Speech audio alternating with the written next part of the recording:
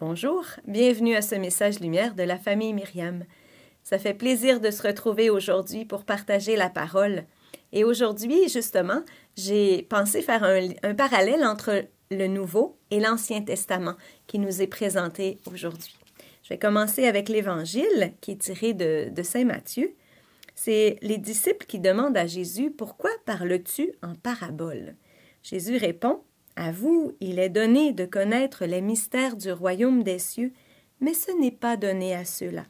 À celui qui a, on donnera, et il sera dans l'abondance. À celui qui n'a pas, on enlèvera même ce qu'il a.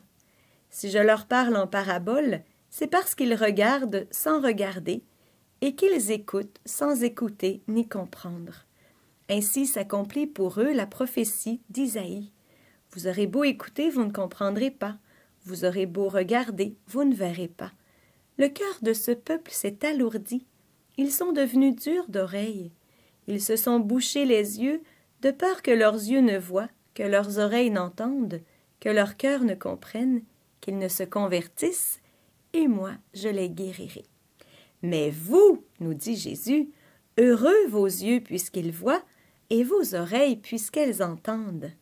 Amen, je vous le dis, beaucoup de prophètes et de justes ont désiré voir ce que vous voyez, et ne l'ont pas vu, entendre ce que vous entendez, et ne l'ont pas entendu. Ça, c'est l'Évangile. Dans la première lecture, qui est tirée du livre de l'Exode, c'est le Seigneur qui descend sur la montagne du Sinaï pour parler avec Moïse, afin que le peuple qui entendra la voix de Dieu mette sa foi pour toujours dans son serviteur Moïse et donc aussi en Dieu qui conduit le peuple. Alors, c'est quand même un peu impressionnant, hein? Le 3e jour, dès le matin, il y eut des coups de tonnerre, des éclairs, une lourde nuée sur la montagne et une puissante sonnerie du cor. Dans le camp, tout le peuple trembla. La montagne du Sinaï était toute fumante, car le Seigneur y était descendu dans le feu.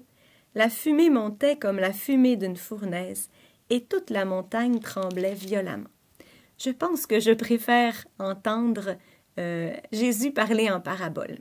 Mais justement, il y a un lien entre les deux. Alors que dans l'Exode, la montagne est toute fumante, car Dieu descend dans la fumée, la nuée et le tonnerre, dans le Nouveau Testament, Jésus parle en parabole. Hein? C'est aussi une nuée, c'est mystérieux. Dans l'Ancien Testament, les gens sont très effrayés. Dans le Nouveau Testament, les gens ne comprennent pas. Hein? Il faudra l'Esprit Saint, la descente de l'Esprit Saint, pour que là, tout devienne clair et lumineux. Et voilà donc la clé de ces récits, c'est que Dieu se révèle au fur et à mesure, par petits morceaux, par petites bouchées, pour qu'on puisse comprendre, parce qu'il ne veut pas brusquer notre liberté. Hein? Ce que j'ai compris à 20 ans, quand je suis 21 ans, quand je suis entrée à Myriam, et ce que je comprends maintenant, 32 ans plus tard, bien, ce n'est pas la même chose. Hein? Je comprends un peu plus, je suis entrée un peu plus dans mon appel. C'est la même chose dans le mariage. Hein? On s'aime, on se marie, mais plusieurs années plus tard, l'amour s'est approfondi, il a pris une autre couleur. Il a fallu vivre des étapes. Et c'est la même chose dans la révélation.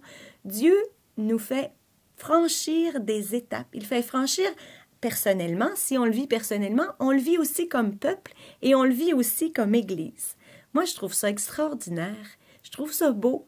Et ça veut dire qu'on n'a jamais fini d'apprendre, jamais fini d'approfondir. Les paraboles nous parlent toujours, elles sont toujours nouvelles. On peut toujours avoir une grâce supplémentaire ou une lumière de plus qui nous réjouit. Un enfant qui apprend à marcher, on ne lui fait pas gravir l'Himalaya. Hein? Il sait marcher, on va l'envoyer à l'Himalaya. Non, hein? On fait des petits pas, des petites excursions, des petites choses, jusqu'à temps qu'à l'âge adulte, on puisse faire de grands exploits. Alors, c'est ce que le Seigneur veut pour nous aussi. Il veut pour nous les grands exploits de foi, d'espérance et de charité, mais il nous fait franchir des étapes au fur et à mesure. Et quelle est le but, le terme de là où on doit aller, bien c'est la communion. Le Seigneur veut que nous vivions la communion avec lui d'abord et ensuite avec nos frères dans la charité. Je vais venir te parler. Je vais te parler en parabole. Toi, je te demande d'approfondir, de prier comme Marie, de conserver tout cela dans ton cœur et d'en vivre pour que je puisse te transformer et t'amener à la communion transformante. C'est un beau défi. Je te souhaite une belle journée. Au revoir et à demain. Jésus.